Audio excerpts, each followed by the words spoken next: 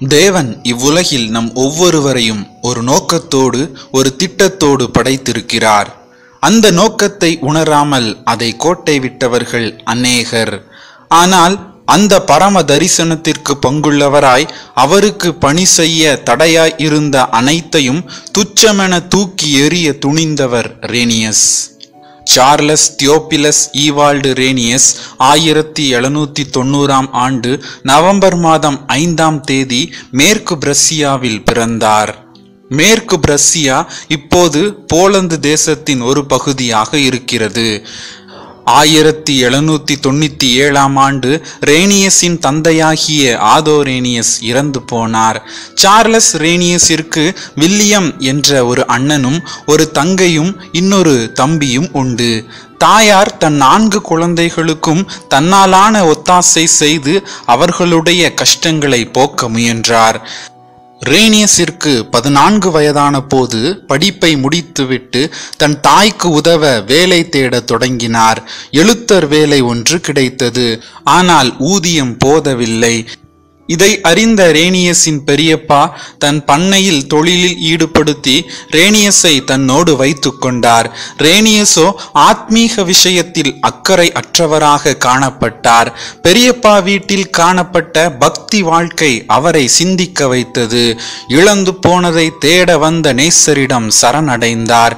என்னை பின்பற்றி வா என்ற அன்பரின் அழைப்பை பெற்றார். சாத்தான் அவரை விடவில்லை. ஆனால் ரேனியஸோ அந்த பரம தரிசனத்திற்கு கீழ்ப்படிந்தவராகி கர்த்தருக்காக எதையாவது செய்ய வேண்டும் என்ற வாஞ்சை உள்ளவரானார். அந்நாட்களில் அவர் விரும்பி வாசித்தது இந்தியாவில் தரங்கம்பாடியில் உள்ள மிஷனரிமாரின் அறிக்கைகளாகும். இதை வாசிக்க வாசிக்க அவருக்குள் ஒரு வாஞ்சை ஏற்பட்டது. அந்நிய நாட்டிற்கு சென்று அறியாத மக்களுக்கு கிறிஸ்துவை அறிவிக்க வேண்டும் என்பது அவரின் தரிசனமாயிற்று.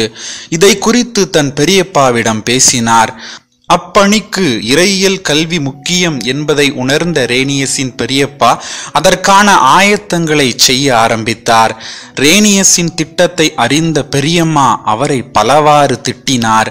உன்னை ஆளாக்கிவிட உன் தாயார் பட்ட பாடுகளை அறியாயோ? பெற்றோருக்கும் உடன் பிறந்தோருக்கும் ஆற்ற வேண்டிய பணியை விடவா உன் மிஷனரி பணி முக்கியமாயிற்று என்று கோபத்துடன் பேசினார். ரேனியஸ் செய்வது அறியாது திகைத்தார். ரேனியஸின் அம்மாவும் ரேனியஸ் மிஷனரியாக செல்ல எடுத்திருக்கும் முடிவை ஏற்றுக்கொள்ளவில்லை. கடவுளா குடும்பமா என்ற குழப்பம் நிறைந்த சூழ்நிலையில் ரேனியஸ் தன் அம்மாவிடம், அம்மா, உங்களுக்கு உதவி செய்ய வேண்டியது என் கடமைதான். ஆனாலும் கர்த்தர் என்னை அழைக்கிறாரே, அவருக்கு கீழ்ப்படியாமல் இருக்க முடியாதே என்றார்.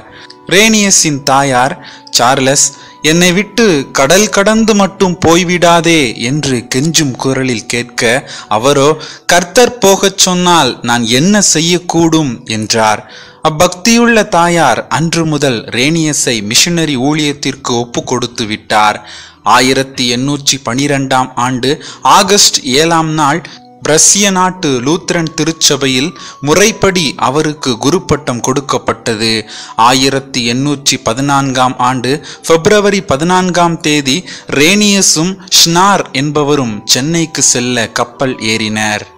1814 ஆண்டு ஜூலை 4ஆம் தேதி சென்னையை வந்தடைந்தார் ரேனியஸ். தரங்கம்பாடிக்கு சென்று தமிழை கற்கத் தொடங்கினார். 5 மாதங்களுக்குள் தமிழை எழுதவும் வாசிக்கவும் தெரு பிரசங்கம் செய்யவும் ஆரம்பித்தார். தன் வீட்டின் பின்னால் இருந்த மரத்தடியில் இருந்த விக்கிரகங்களை வணங்கிய மக்களுக்கு சுவிசேஷ பணியை ஆரம்பித்தார் ரேனியஸ். சிறு பையன்களுக்கு நற்செய்தி பணியை ஆரம்பிக்க ஒரு பள்ளிக்கூடத்தை நிறுவினார். ஞாயிற்றுக்கிழமைகளில் அதில் ஆராதனையும் நடத்தினார். ரேனியஸ் ஊழியத்தில் தனக்கு உதவியாக இருக்க வான்சோமரின் என்ற பக்தியுள்ள டச் குடும்பத்தை சேர்ந்த ஆனி என்ற பெண்ணை மார்ச் மாதம் 7ஆம் நாள் மணந்தார். ஆனி அம்மாள் ரேனியஸின் திருப்பணியில் பங்கெடுத்து அவருக்கு உத்தம துணைவியாக விளங்கினார். ரேனியஸ் 3 பள்ளிகளை ஆரம்பித்தார். அதில் 2 பள்ளிகளில் தமிழிலே பாடம் கற்பிக்கப்பட்டது. ஒரு பள்ளியில் ஆங்கில கல்வி கற்பிக்க வழி செய்தார். தொடர்ந்து சென்ற இடங்களிலெல்லாம் பள்ளிக்கூடங்கள் நிறுவப்பட்டது. கிறிஸ்தவ ஆசிரியர்களை பயிற்றுவிப்பதற்காக ஒரு போதனா முறை கலாசாலையை, அதாவது செமினரி ஒன்றை தொடங்கினார். ரேனியஸின் 1.5 வயதே ஆன மூத்த குழந்தை நோய்வாய்ப்பட்டு இறந்து போனது. மிகுந்த துயருக்கு உள்ளான போதிலும் கிறிஸ்துவுக்குள் தங்களை திடப்படுத்தி கொண்டனர். CMS சென்னை குழுவினர் ரேனியஸை நெல்லைக்கு அனுப்பினால் நலம் என்று எண்ணினர். ரேனியஸ் திருநெல்வேலியில் முதலாவதாக துவக்கிய பள்ளிக்கூடம் வண்ணாரப்பேட்டையில் நிறுவப்பட்டது. ஒரு செமினரியில் உணவருந்தும் நேரத்தில் வந்த ரேனியஸ் சிலர் மட்டும் மேஜைகளில் உட்கார்ந்திருப்பதை கண்டு விவாதித்தார். ஜாதி வித்தியாசத்தை கண்டித்து பிரசங்கம் செய்தார். ஆயினும் மாணவர்களில் சிலர் நாங்கள் தனியாக உணவருந்த அனுமதிக்கப்பட வேண்டும் என்றனர். ரேனியஸ், நீங்கள் அனைவரும் போகலாம், செமினரி முடிந்தது என்றார். மேலும் சிலர் கேட்டுக்கொண்டதன் பேரில் வேற்றுமை ஒழிக்கப்பட்டது.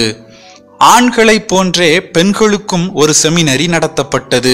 இதன் நோக்கம் நல்ல ஆசிரியைகளாக, ஊழியருக்கு ஏற்ற நல்ல மனைவிகளாக, உத்தம தாயாராக விளங்க அவர்களுக்கு பயிற்சி அளிப்பதாகும். திருநெல்வேலி நகரை கிறிஸ்துவுக்கு ஆதாயம் பண்ணிவிட வேண்டும் என்பது ரேனியஸிற்கு தீராத வாஞ்சை. எனவே இந்து மக்களை சந்தித்து அவர்கள் கேள்விகளுக்கு பதில் தரும் விதமாக ஞான உபதேச வினாவிடை ஒன்று எழுதி வெளியிட்டார். கிறிஸ்தவர் அல்லாத ஆசிரியரும் அப்பாடத்தை பள்ளியில் கற்றுக் கொடுக்க கட்டளையிட்டார். துண்டுத்தாள் பிரசுர சங்கம் என்பதை நிறுவி அதன் மூலம் தேவையான பிரதிகளை எழுதி கொடுத்தார்.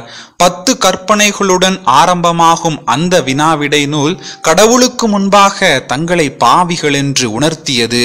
அவருடைய இரத்தத்தினால் மாத்திரம் பாவ மன்னிப்பு கிட்டும் என்பதை மக்கள் அறிந்து கொண்டனர். இயேசுவை ஏற்றுக்கொண்டவர்கள் ஞானஸ்நானம் பெற முன் வந்தனர். நீண்ட சுற்றுப்பயணம் செய்து சுவிசேஷத்தை பிரசங்கித்ததன் விளைவாக சபைகள் பெருகியது.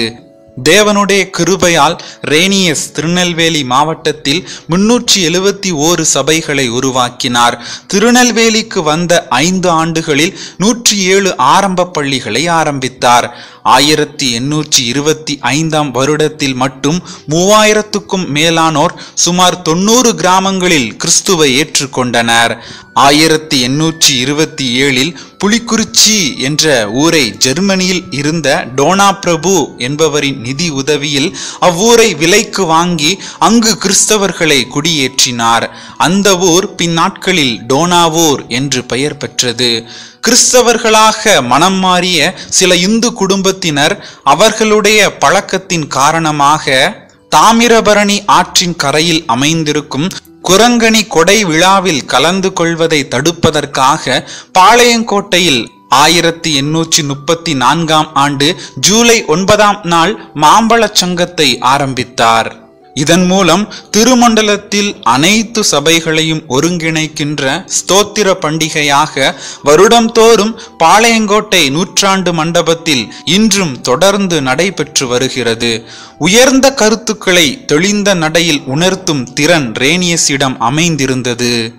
அவர் தம் நூல்களில் அழகுண்டு, இனிமையுண்டு, நிறைந்துரைக்கும் நீர்மை உண்டு, வகுத்தும் தொகுத்தும் உரைக்கும் வனப்பும் உண்டு என்று ரேனியஸின் தமிழை பற்றி சேதுப்பிள்ளை விளக்கி கூறியுள்ளார். இங்கிலாந்து திருச்சபையில் தான் குறைபாடுகளாக கருதியவற்றை ரேனியஸ் ஒரு நூலின் மதிப்புரைக்காக எழுதினார். ஏனெனில் அவரின் நாட்களில் ஜாதி அமைப்புகள் சபைகளுக்குள் இருந்ததை அவரால் ஏற்றுக்கொள்ள முடியவில்லை. திருச்சபையினரால் பல எதிர்ப்புகளுக்கு ஆளான ரேனியஸ் ஐயர் 1835 வருடம் சர்ச் மிஷன் சங்கத்தில் இருந்து பணி நீக்கம் செய்யப்பட்டார். பின்னர் திருநெல்வேலி சிந்து பூந்துரையில் யாத்ரீகர் சங்கம் என்ற சுவிசேஷ சங்கத்தை நிறுவி சுவிசேஷத்தை கிராமங்கள் தோறும் பரப்பினார். ரேனியஸ் ஐயர் 1838 ஆண்டு ஜூன் 5 அன்று மரணமடைந்தார்.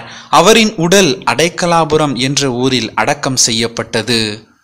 இதை கேட்கிற சகோதரனே, சகோதரியே, ரேனியஸ் தன் குடும்பத்தினரின் எதிர்ப்பையும் மீறி தமிழ்நாட்டிற்கு மிஷனரியாக வந்ததால் இன்று ஒரு மாவட்டம் முழுவதுமே சுவிசேஷ ஒளியால் பிரகாசிப்பதை நாம் காணலாம். ஆண்டவர் உன் வாழ்க்கையில் வைத்திருக்கும் திட்டத்தை நிறைவேற்றுவதற்கு உன்னுடைய குடும்பம் ஒரு தடையாக இருக்கிறதோ? தரிசு நிலங்கள் அநேகம் உண்டு. தரிசனம் பெற்றோர் நீர் முன் வருவீர். பரிசாக இயேசுவை அவர்களுக்கும் அளித்திட அன்பினால் எழுந்து செல்வீர். உன் வசதி வாய்ப்புகளை விட்டு ஆண்டவர் காட்டும் இடத்திற்கு செல்ல நீ ஆயத்தமா? கிறிஸ்துவின் அன்பு உன்னை நெருக்கி ஏவவில்லையோ?